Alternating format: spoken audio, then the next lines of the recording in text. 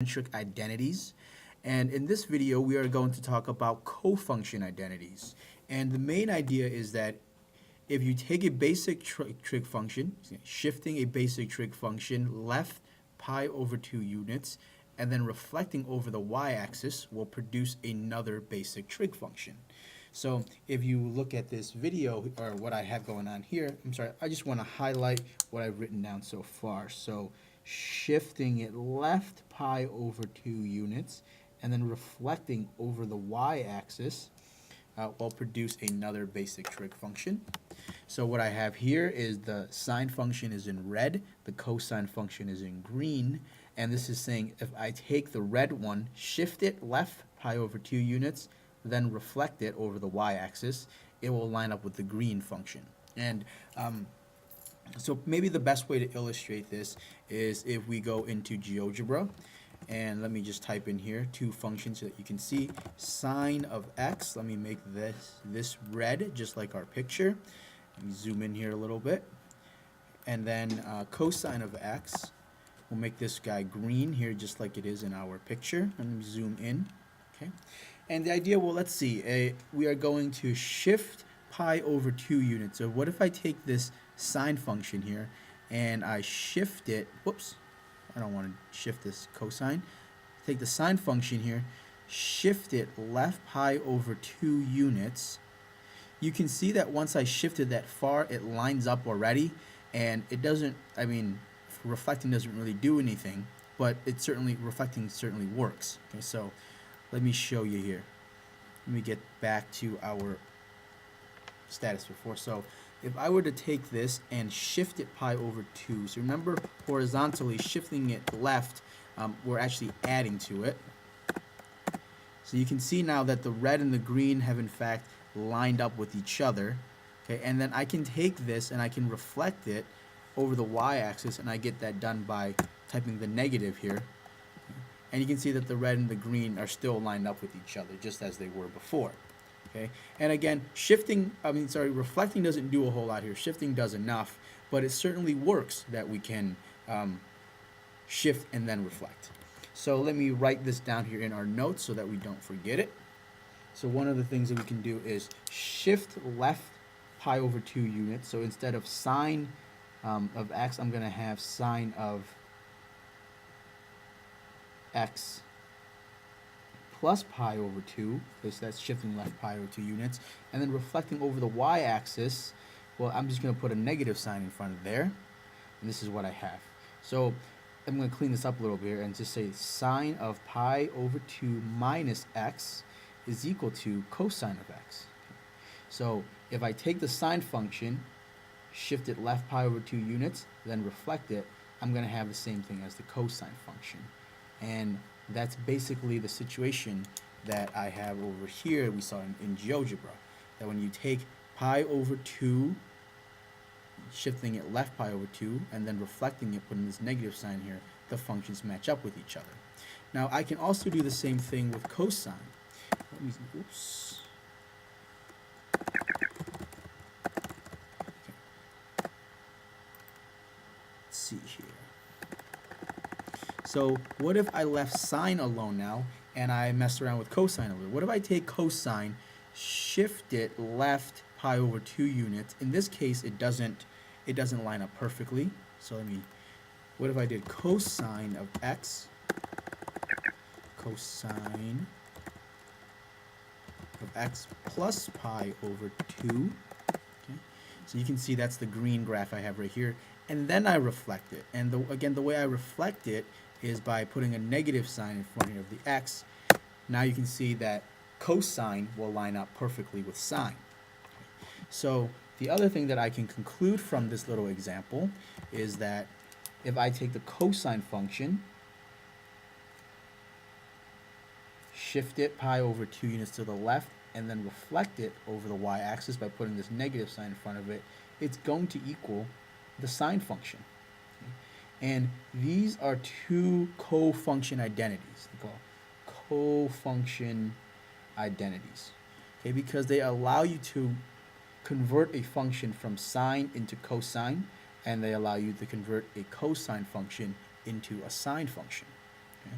And so that's a very important concept here when we're dealing with trigonometric ratios. Okay? Now, so let's look at some other functions here. I have let's look at this graph here on the top. I have the blue here. Let me write this a little bit clearly. The blue here is secant of x, and then the green is cosecant of x. And let's see if the same thing works. What if I take one of these functions, shift it pi to the left, pi over 2 to the left, and then reflect it. Okay, so let's try the first exercise here. Take cosecant of x, shift pi over 2 left, then reflect over y-axis. Okay, so let's see what happens. So let me go back into my GeoGebra video here. I'm just going to clear everything out. What if we did cosecant of x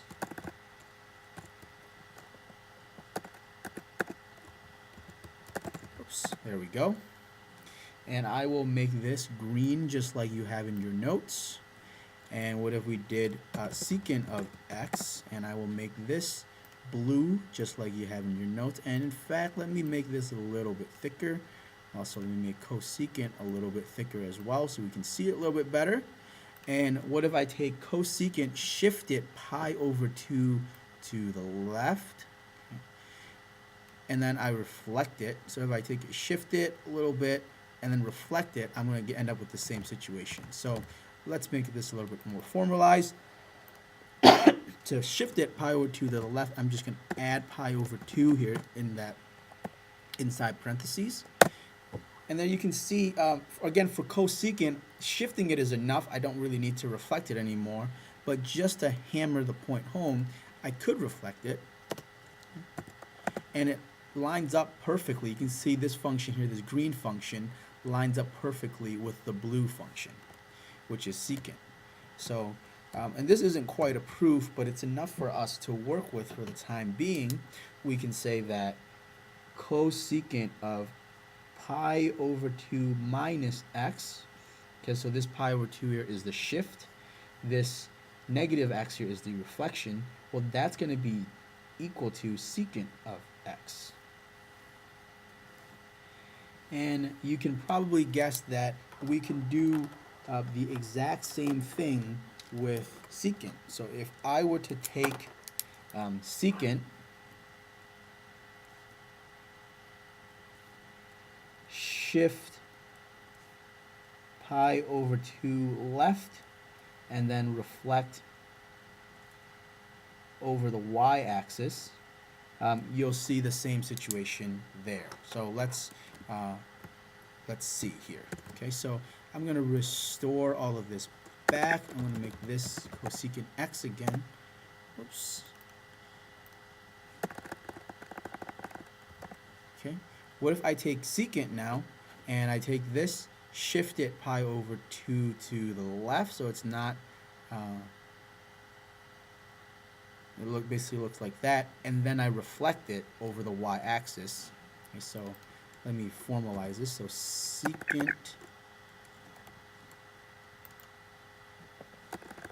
secant of x plus pi over 2, that's shifting it to the left. See, I have this picture here, and then I reflect it by putting a negative x in here, and you can see that it lines up perfectly with cosecant.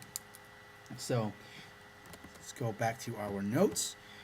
If I take secant of x, shift it pi over 2 left, and then reflect it over the y-axis, I end up with the same exact function as the cosecant function. Okay? And so again, these two are also cofunction identities. It allows us to convert cosecant to secant and secant to cosecant. And finally, you can sort of see at the bottom here, we can do the same thing with the tangent and the cotangent functions.